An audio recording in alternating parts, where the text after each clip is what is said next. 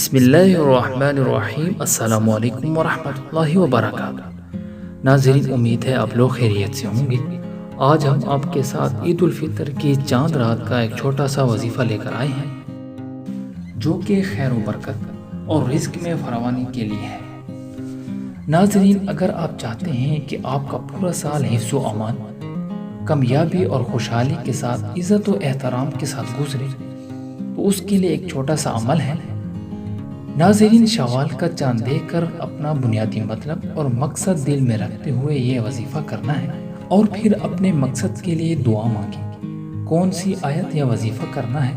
موجودہ دور میں عام انسان کی زندگی ایک جہد مسلسل کا نمونہ ہے، اور جدوجہد کے دوران میں کون سے مسائل ہیں جو انسان کو درپیش نہیں ہیں، لیکن سب سے بڑا مسئلہ غم روزگار ہے۔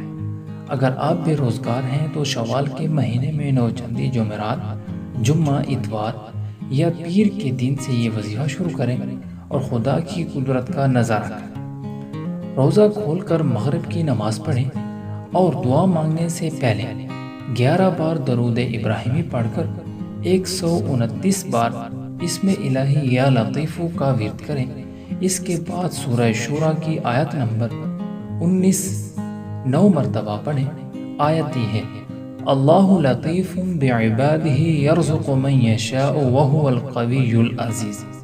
پھر 11 مرتبہ درود ابراہیمی پڑھ کر رزق و روزگار کی ترقی اور کاروبار کے لیے یا بے روزگاری سے نجات کے لیے دعا کریں۔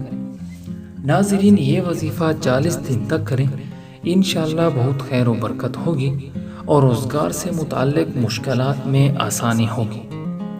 خیال رہے کہ اس وظیفے کو اگر اس وقت تک جاری رکھا جائے جب تک خوشحالی نہ آ جائے تو یہ بہت ہی افضل ہوگا، کیونکہ رزق میں فراوانی کے لیے یہ بہت ہی مجرب عمل ہے۔ جن لوگوں کے حالات ہمیشہ اپ اینڈ ڈاؤن کا شکار رہتے ہیں، انہیں یہ وظیفہ لمبے عرصے تک جاری رکھنا چاہیے۔ اس کی برکت سے ان کی زندگی میں خوشحالی اور ترقی کے دروازے ہمیشہ کے لیے کھل سکتے ہیں، مگر یقین کامل بھی ضروری ہے۔ ناظرین، اللہ تعالی ہم سب کو اپنے کامل دین پر چلنے اور کامل یقین رکھنے کی توفیق عطا فرمائے۔ آمین۔